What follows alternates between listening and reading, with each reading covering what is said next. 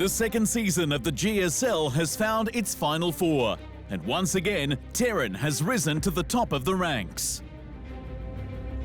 In the competition's Group A, Gumiho has set the standard when it comes to Terran versus Terran, advancing into the best-of-5 semi-finals after two glorious victories.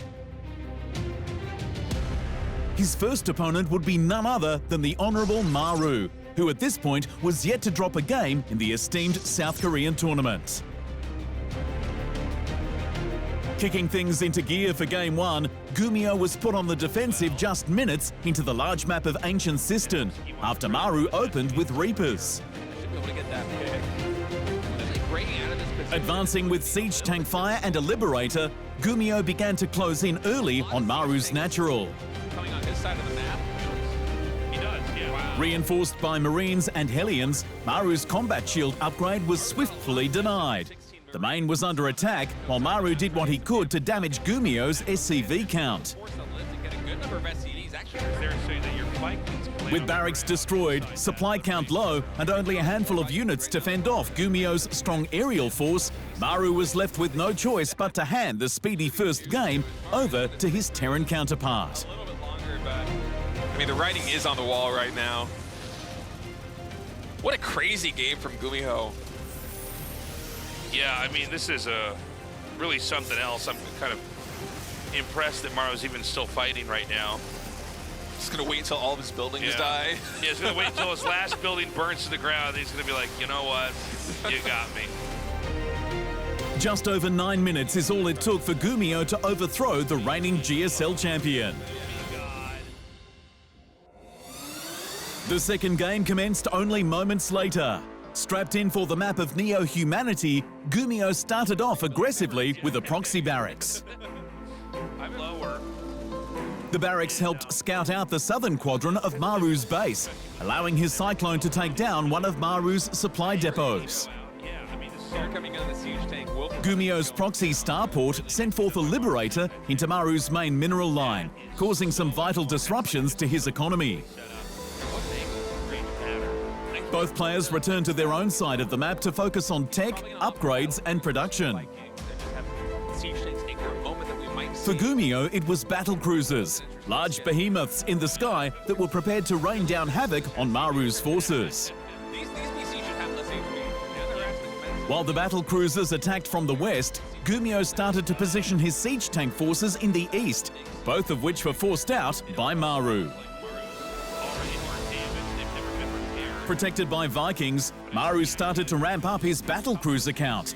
Outlying command centers continued to be built as the game timer stretched out towards the 20-minute mark. This crucial battle for the sky just past 22 minutes saw armor shredding come out on both sides. Viking missiles and battlecruiser fire lit up the battlefield as Gumiho's SCVs repaired his vessels as fast as they could. Coming out on top, Gumiho sent his remaining fleet directly to Maru's main, working his opponent from the inside out towards his inevitable defeat. Forced to shelter in the bottom left corner of the map, Maru held on desperately. The Viking forces of Gumiho proved too much. I think that we're going to have a 2-0 here. Unbelievably, Gumiho defeating Maru in two games that couldn't be more different from each other, only proving that really Gumiho worked for it and deserved to move on. Yeah, I mean, this has been a superb series, and what an interesting TBT from start to finish. Yeah, I really like this one. Maru suffered his first loss. Despite Gumiho's victory, he would have his work cut out for him entering his second series for the day. Solar, one of the last surviving Zerg stars, would be Gumiho's next challenger. And without delay, the players kicked off the ZVT match on the treacherous battlefields of Royal Blood. After both players took some time to focus on expanding, Gumiho opened up with a drop to apply pressure, eliminating a queen in the process. The play was Zerglings and Ravagers versus Gumiho's mech composition. Each player was frequently forced to defend while sending small and precise attacks towards their opponent in order to scout. The infamous Swarm hosts made their debut on the battlefield, weakening Gumiho's position by taking apart his siege tank defense line. All right, he's coming in here with these Swarm hosts. This is really wrecking the position. With Queens out now, he can cover this. The Terran players' Banshees were causing minor problems for Solar, but the value he was gaining from the Swarm hosts could not be denied. Hydralisks countered the continuous Banshee threat. Solar started to crush Gumiho, removing key bases that were greatly contributing towards his mineral and gas count. With the addition of Broodlords, Gumiho's siege tanks were ripped apart in seconds. 3 Cyclones, 3 Thors is not enough anti-air to deal with all of the Broodlords on the field, especially with the accompaniment they have on the ground. Rough. Nice harpooning. Oh, nice lift. Thor lives to see another day. Not very long, though. All right, I think that's game. Yeah, interesting one here from Solar and also from Gumiho. I mean, they both played really well. Gumiho's rule in the GSL was under threat as Solar claimed the first game. Yeah, the Banshees really were Heating up the map of Gresvan for Game 2, the Terran players started to tech towards Mech once more, opting for early harassment with Helions. Once he lost in terms of what the Medivac drops were being frequently thwarted. Solar had the units in place to prevent any sneaky tactics that Gumiho tried to throw at him. Reverting back into Bio, Gumiho was forcing his opponent to spread his unit count. Through northern drops and a direct attack through the center of Solar's territory, the Terran's ground forces were looking very scary. Bane and Zerglings countered the mass of Terran Marines, but with so many siege tanks in play, it was hard for Solar to find good engagements. Ghosts were produced to take care of the impending lurker problem. Gumiho took a massive loss when Solar was able to isolate a battalion of them on the northern side of the map. A tremendous victory for the Zerg player. Stretching out close to the 25-minute mark, Solar, however, became desperate for minerals after draining his side of the map.